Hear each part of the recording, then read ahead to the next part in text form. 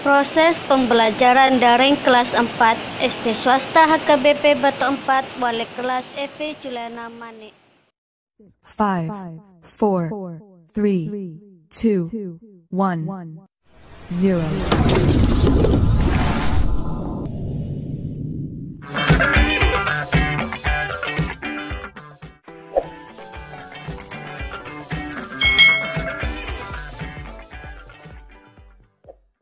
Hari ini kita akan belajar bersama-sama untuk mata pelajaran tematik kelas 4. Kita belajar di tema 3, peduli terhadap makhluk hidup, subtema 2, keberagaman makhluk hidup di lingkunganku, pembelajaran 1. Mari adik-adik kita belajar dengan penuh semangat.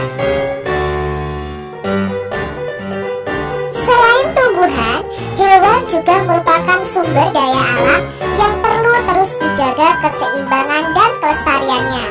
Jika tidak, maka hewan-hewan tersebut akan menjadi langka dan punah, seperti yang terjadi pada burung cendrawasih. Ayo kita cari tahu lebih lanjut tentang burung cendrawasih. Amatilah gambar berikut. Ini adalah gambar cendrawasih adik-adik. Burung cendrawasih, burung khas dari Papua.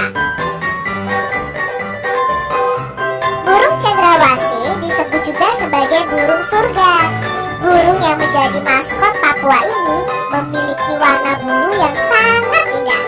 Bahkan kabarnya karena keindahannya itu, burung ini jarang turun ke tanah atau seringnya terbang di udara dan hinggap di dahan pohon. Warna bulu cendrawasih ini sangat mencolok adik-adik. Biasanya merupakan kombinasi dari beberapa warna seperti hitam, coklat, oranye, kuning, putih, biru, merah, hijau, dan ungu. Burung ini semakin molek dengan keberadaan bulu memanjang dan unik yang tumbuh dari paruh, sayap, atau kepalanya. Warna yang bermacam-macam menjadi salah satu penanda dalam mengelompokkan jenis mereka.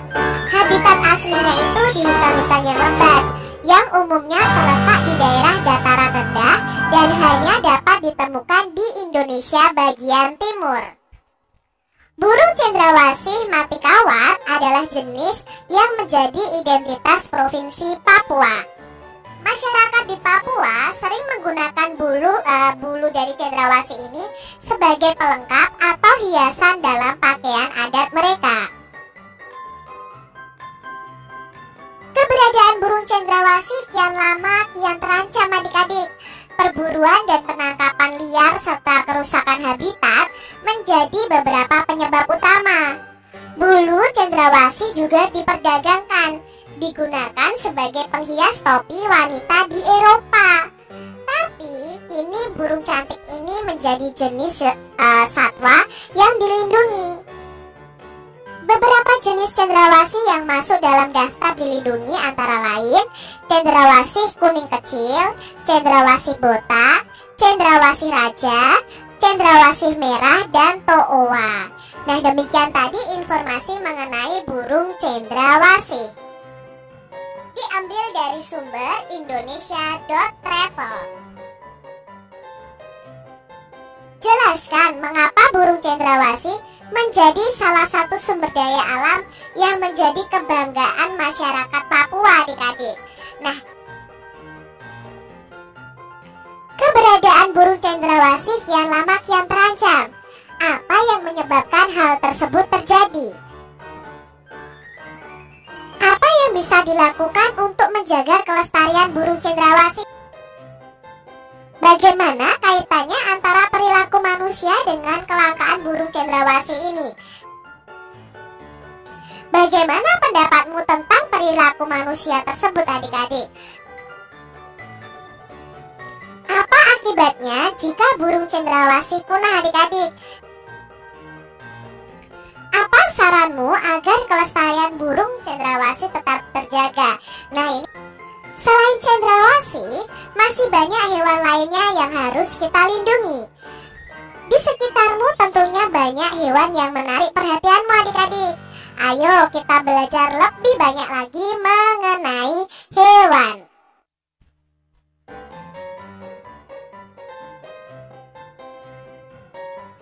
Apakah di lingkunganmu terdapat kupu-kupu?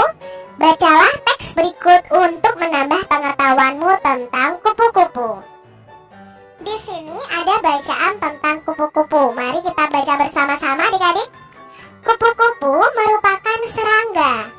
Kupu-kupu biasanya memiliki warna yang indah cemerlang. Kupu-kupu merupakan salah satu dari sedikit jenis serangga yang tidak berbahaya bagi manusia.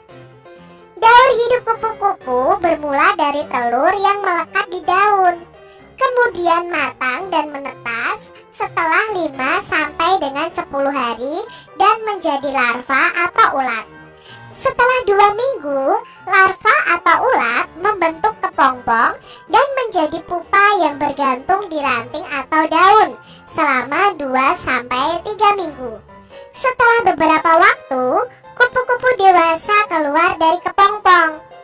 Kupu-kupu dikenal sebagai serangga penyerbuk tanaman yang membantu bunga-bunga berkembang menjadi buah. Bagi petani dan orang pada umumnya, kupu-kupu ini sangat bermanfaat untuk membantu jalannya penyerbukan tanaman. Ini tadi informasi mengenai kupu-kupu. Kupu-kupu itu berasal dari telur. Lalu telur menjadi larva yaitu ulat.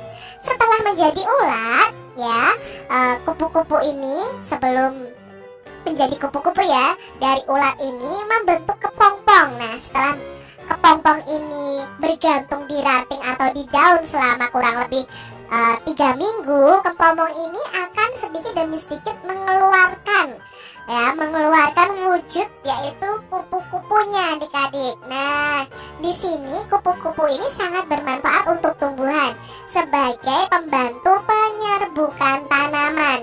Namun saat menjadi ulat ini adalah bagian yang sangat merugikan karena dia memakan daun-daun di sekitarnya adik-adik.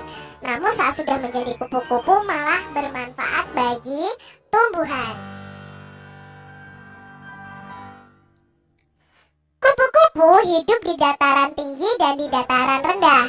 Kupu-kupu Indonesia banyak ragamnya dibandingkan dengan kupu-kupu dari negara tetangga kita. Tidak sedikit penggemar kupu-kupu. Warnanya yang indah sangat menarik perhatian banyak orang. Oleh sebab itu, perburuan kupu-kupu sering terjadi adik-adik. Hal ini tentunya sangat merugikan bagi kelangsungan kupu-kupu maupun makhluk hidup lainnya. Ternyata kupu-kupu juga ikut diburu adik-adik. Nah, ini adalah contoh-contoh kupu-kupu ya. Kupu-kupu sayap burung peri itu ditemukan di Papua. Kupu-kupu raja ditemukan di Jawa dan Sumatera. Lalu ada kupu-kupu trogan ditemukan di Kalimantan. Ini adalah kupu-kupu khas dari Indonesia. Tapi sayang adik-adik, karena banyak orang yang ingin mengoleksi kupu-kupu dengan cara diawetkan, mereka memburu kupu-kupu adik-adik dan membunuhnya lalu diawetkan. Nah, ini jangan kita lakukan ya adik-adik, karena ini bisa merusak lingkungan adik-adik, merugikan kelangsungan hidup lingkungan kita, karena kupu-kupu ini sangat bermanfaat. Apa yang bisa kamu lakukan untuk melindungi kupu-kupu adik-adik? Di mana kupu-kupu hidup? Jelaskan. Nah, itu tadi informasi mengenai kupu-kupu. Kamu telah mengetahui tentang manfaat penting hewan bagi keseimbangan lingkungan. Nah, sekarang adik-adik bisa ikut serta untuk menjaga kelestarian hewan dengan membuat poster adik-adik. Buatlah sebuah poster yang berisi ajakan untuk menyayangi dan merawat hewan adik-adik. Pilih salah satu hewan yang kamu sukai. Buat poster dengan memperhatikan kriteria berikut ini. Poster berisi informasi tentang nama hewan dan ciri-ciri khususnya, habitat hewan, mau di pantai atau dataran rendah atau dataran tinggi, dan manfaat hewan tersebut bagi masyarakat di sekitar. Coba ya adik-adik buat poster tentang informasi hewan dan mengajak masyarakat untuk menyayangi dan merawat hewan.